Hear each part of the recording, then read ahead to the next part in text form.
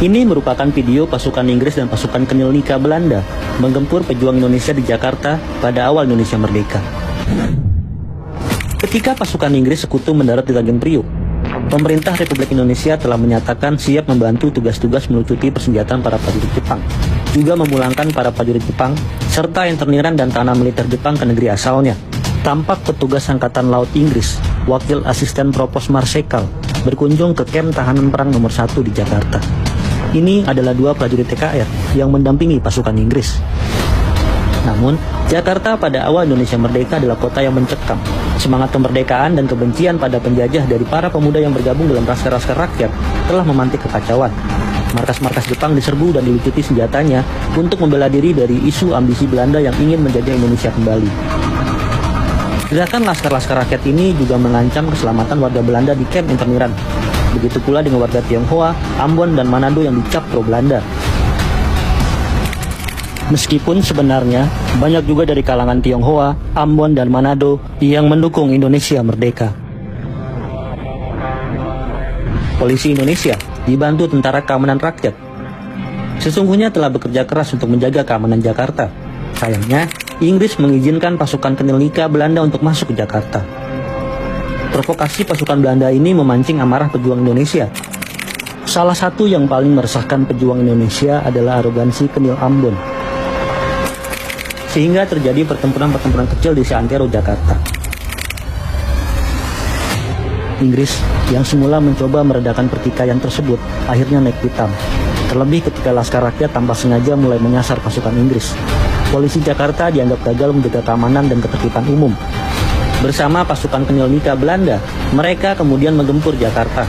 Mulanya mereka hanya menyisir kawasan Senen dengan sasaran utama Balai Muslimin Indonesia di Jalan Keramat Raya yang menjadi markas perjuangan kaum muda, dan kantor polisi Republik Indonesia di dekat perapatan Senen. Namun pertempuran itu kemudian meluas ke seluruh Jakarta. Banyak bangunan yang hancur akibat pertempuran pasukan Inggris Belanda melawan pejuang Indonesia. Pasukan Inggris Belanda terpaksa menerapkan jam malam. Mereka menggeledah orang-orang yang lewat markas-markas militer, hingga menangkapi orang-orang yang dianggap mencurigakan. Namun, perlawanan pejuang Indonesia tidak berhenti. Penyerbuan ini mencapai puncaknya pada 29 Desember 1945, di mana hampir semua kantor pemerintahan Republik Indonesia di Jakarta dikepung dan diduduki. Senjata para pejuang dilucuti. Bahkan beberapa anggota polisi Indonesia turut ditangkapi. Mereka kemudian ditahan di kantor besar polisi.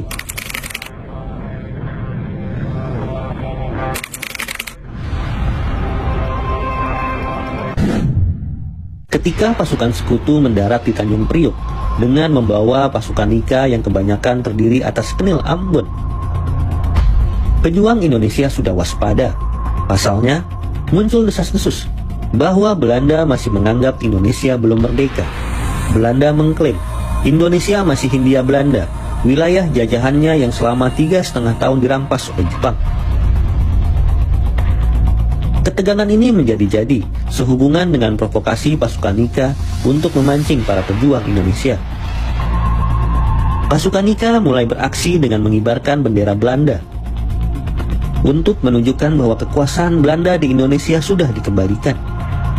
Dengan kendaraan jeep dan truk, serdadu-serdadu Nika melakukan konvoi keliling Jakarta sambil melepaskan tembakan ke udara.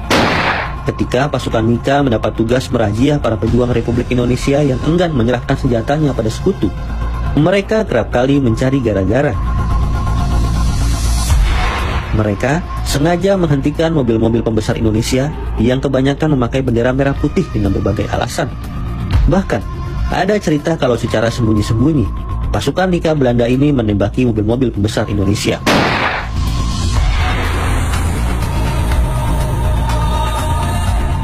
Tindakan pasukan Nika sukses memancing emosi para pejuang RI.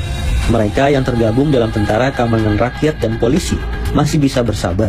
Namun tidak demikian dengan para pemuda dan laskar rakyat.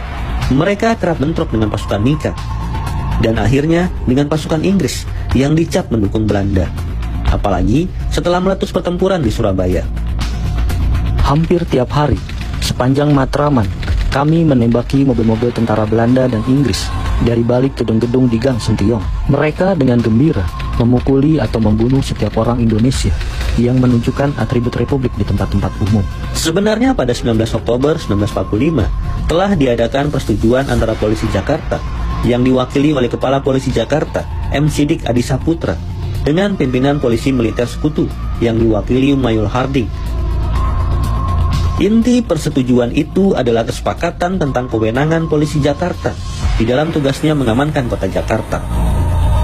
Namun, ternyata kesepakatan ini tidak ditepati. Terbukti, banyak insiden dilakukan oleh Nika yang menuai reaksi keras dari pejuang Indonesia.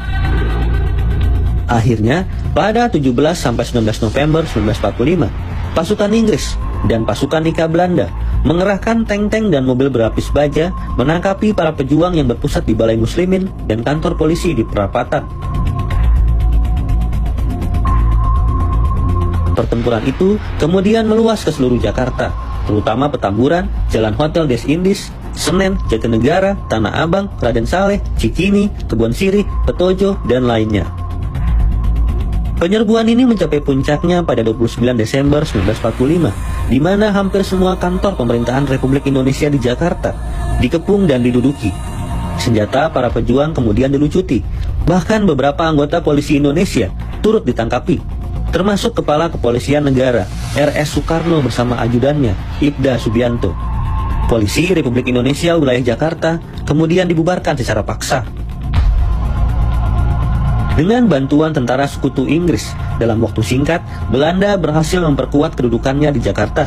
Daerah-daerah yang telah dikuasai Inggris secara berangsur-angsur dialihkan ke tangan Belanda, sehingga polisi tentara Belanda di Jakarta semakin kuat saja. Sebaliknya, pemerintah RI semakin terjepit. Tidak henti di sana, teror demi teror juga dilakukan pasukan Nika dan antek-anteknya. Terjadi upaya penculikan dan pembunuhan beberapa tokoh nasional. Perdana Menteri Sultan Syahrir sempat dikejar sekelompok bersenjata dan nyaris dibunuh. Menteri Keamanan Rakyat Amir Syarifuddin nyaris terkena sasaran tembak pada suatu perjalanan menuju rumah Bung Karno. Kali lain, Muhammad Rum tertembak di bagian paha kirinya. Dan jangan juga lupakan Otto Iskandar Dinata yang difitnah sebagai mata-mata Nika. Bahkan, Soekarno pun sempat mendapat beberapa kali ancaman dan teror mengerikan. Menyikapi situasi ini, Sultan Hamengkubuwono IX menyarankan agar ibu kota RI dipindahkan sementara ke Yogyakarta. Saran Sultan Hamengkubuwono IX bukan komedi omong. Pengaruh Sultan memang sangat kuat di Yogyakarta. Bahkan, Belanda pun sungkan. Hijrahnya para tokoh Republik ini dilaksanakan secara diam-diam menggunakan kereta. Rombongan Soekarno tiba di Yogyakarta pada 4 Januari 1946. Wakil Menteri Penerangan, Mr. Ali Sastro Amijoyo, kemudian menyampaikan siaran resmi pemindahan ibu kota RI ke Yogyakarta melalui siaran RRI. Sejak saat itu, Yogyakarta resmi menjadi ibu kota Republik Indonesia. Dari Yogyakarta, pemerintah Indonesia meneruskan perjuangan melawan penjajah Belanda. Pusat pemerintahan Indonesia saat itu berkantor di Gedung Agung. Perjuangan terus berlangsung hingga pemindahan kekuasaan dari Belanda kepada Republik Indonesia Serikat pada 27 Desember 1949. Makanya, jangan pernah lupakan Yogyakarta, kota perjuangan.